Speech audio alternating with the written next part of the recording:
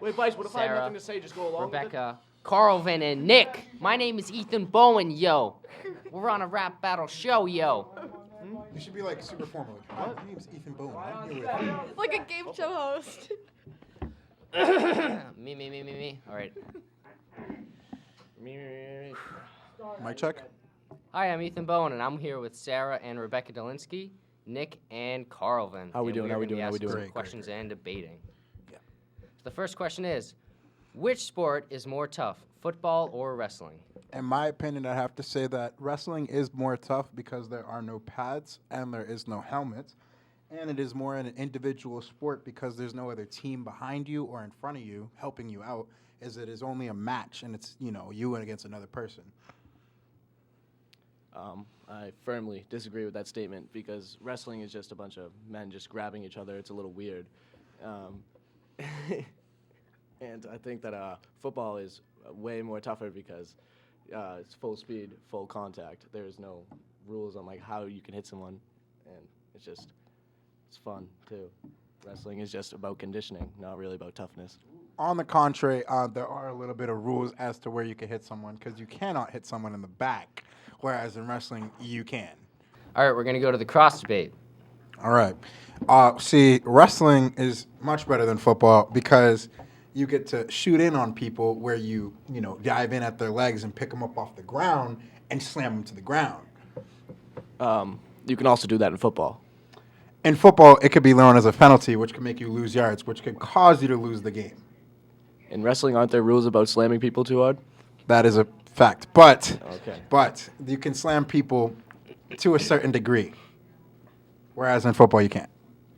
Well, you can also slam people in football to a certain degree. It's like you can slam people. It's called a tackle.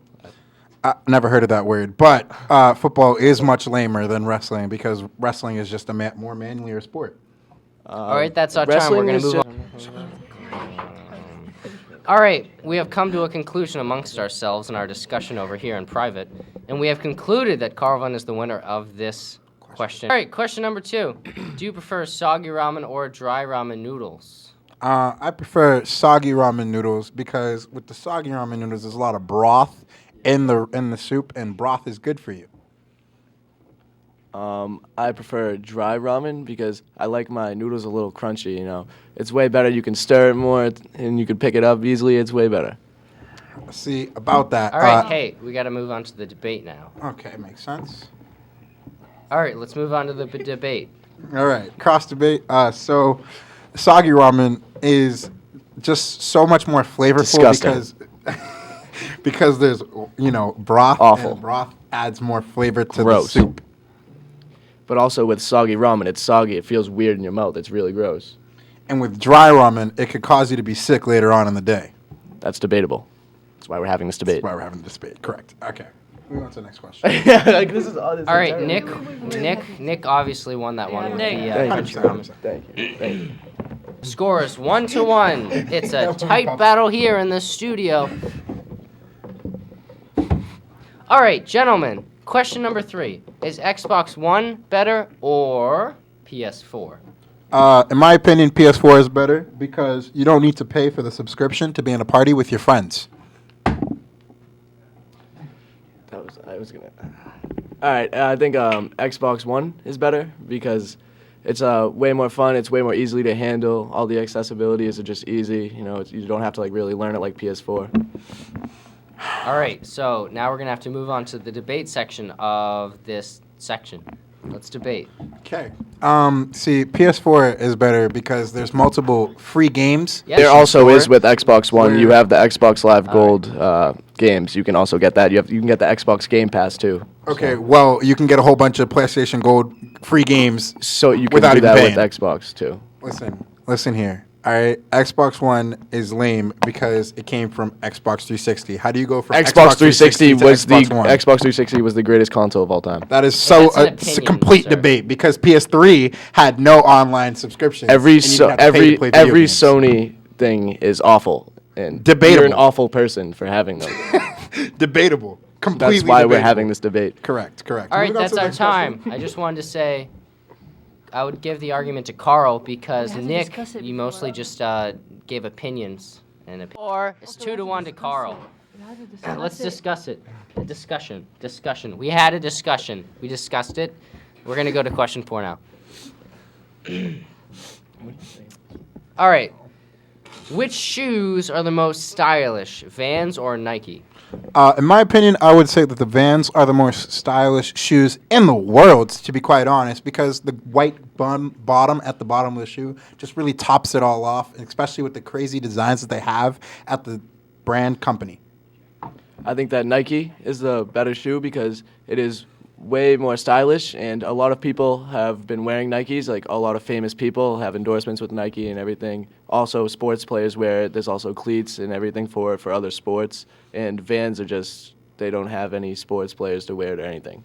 Highly debatable because there are many sports players All who right, have... I'm going to have to stop you right there. Now we're going to have to move on to the cross-discussion portion of our debate. All right, Carlvin, discuss. Highly debatable because Vans, I've seen multiple athletes and or famous actors I am talking wearing... about during sports games. Oh, you're talking about during sports games. Yes. Well, if you looked online, I'm sure you could find some cleats that are by Vans. Do you know that for a fact?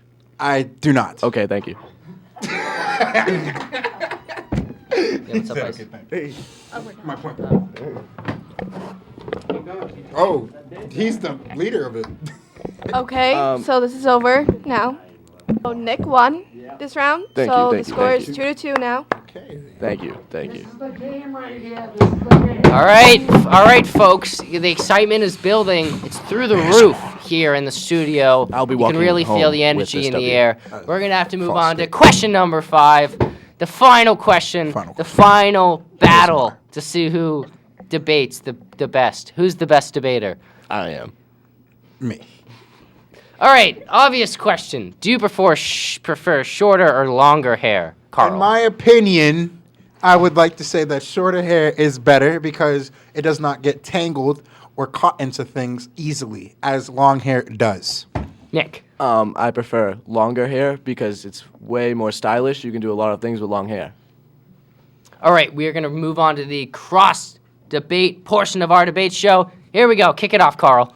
See, as with shorter hair, you don't have to tie up your hair if there's anything going on, like you have like a lab experiment or sports. You could just do what you got to do because your hair is already short. With longer hair, you can also, you can just do whatever you want with it. You can way more stylish. And when you have longer hair, you can easily just cut it whenever you want. But when you have shorter hair, you can't just grow hair like that really fast. That's because shorter hair is better. That's just not true. Yes, it You is. just lied. 100%. So all I these did people not watching lie. this- I'm telling the truth.